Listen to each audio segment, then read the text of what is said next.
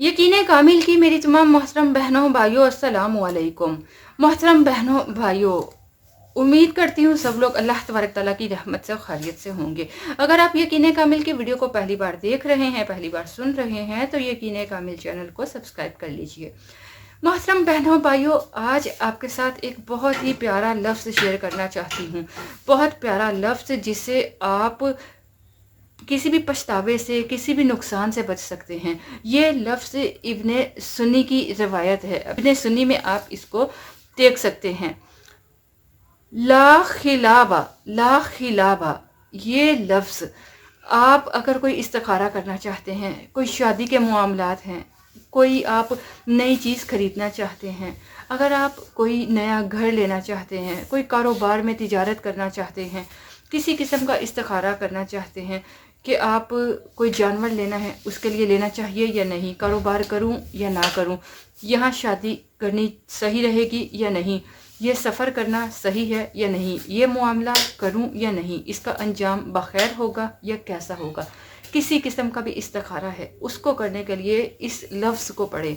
ला खिलाबा, ला खिलाबा ऐसा लफ्ज़ है जो आपको हर परेशानी से बचा सकता है। ये रिवायत इब्ने सुन्नी की रिवायत है और मुस्तनद रिवायत है। ये लफ्ज़ है ला खिलाबा। बहुत बड़े मुफल्लिसीन अहले बैत की ज़िंदगी के मुशाहदात में से ये लफ्ज़ है। तो आपको बताना चाहती हूँ कि इस लफ्ज़ को ला खिलाबा कोई भी चीज़ खरीदने से पहले, कोई भी काम करने से पहले इस्तिखारा कर लीजिए, इसको पढ़ लीजिए, तो इंशाअल्लाह वो चीज़, वो काम आपके लिए नुकसानदेह नहीं होगा, आपको ये पछतावे से बचा सकता है।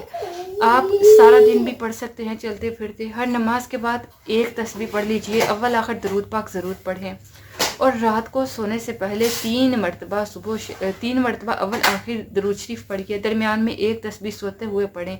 अपने मकसद का तसव्वुर करें कि ये रिश्ता करूं ना करूं, ये कारोबार करूं ना करूं, इसको पैसे दूं ना दूं। इसके लिए ज़रूरी नहीं है कि आपको ख्वाब में नज़र आ जाएगा, बाज़ औक़ात नज़र आ भी जाता है, लेकिन ये भी हो जाता है कि अल्लाह तबारक ताला उस तरफ से ध्यान हटा देगा, ठीक है। और बाज़ औक़ात ऐसा होता है कि अल्लाह तबारक ताला उस मामलात के बद अंजाम से, बुरे अंजाम से बचा लेता है। इसका मेन मकसद ये है कि इससे आपको कोई नुकसान नहीं होगा, आपको आपके दिल में वो बात बैठ जाएगी कि ये बेहतर है या नहीं, ठीक है। अगर नहीं बेहतर तो आपके दिल से निकल जाएगी, बेहतर है तो बैठ जाएगी, हो सकता है ख्वाब में भी नज़र आ जाए।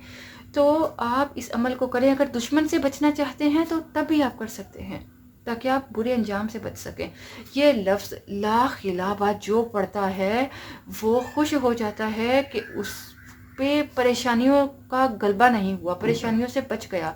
हर नमाज के बाद एक तस्बीह अव्वल आखिर दरूद पाक के साथ, उठते बैठते कुला भी पढ़ सकते हैं, लेकिन रात को सोते हुए भी एक तस्बीह अगर आप तसव्वुर में रखते हुए मकसद को पढ़ लेते हो तो आप बहुत सारी परेशानियों से बच सकते हो।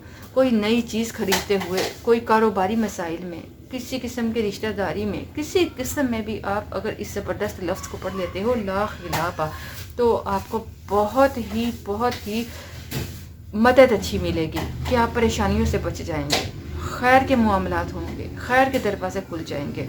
इसको पढ़ें, सदका जारिया समझते हुए शेयर कीजिए, और दरूद पाक की महफिल में शामिल होने के लिए अपना नाम कमेंट बॉक्स में लिख दीजिएगा।